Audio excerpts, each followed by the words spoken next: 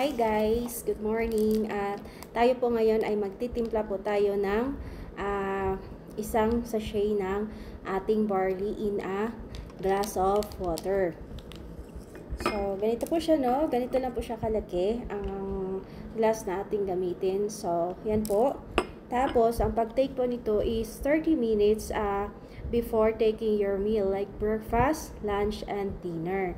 So, sa pamamagitan po ng barley natin, matutulungan po tayo sa ating mga health issues gaya ng mga taong diabetic, mayroong mga high blood pressure, at saka yung mayroong mga problema sa pagtulog or insomnia, no?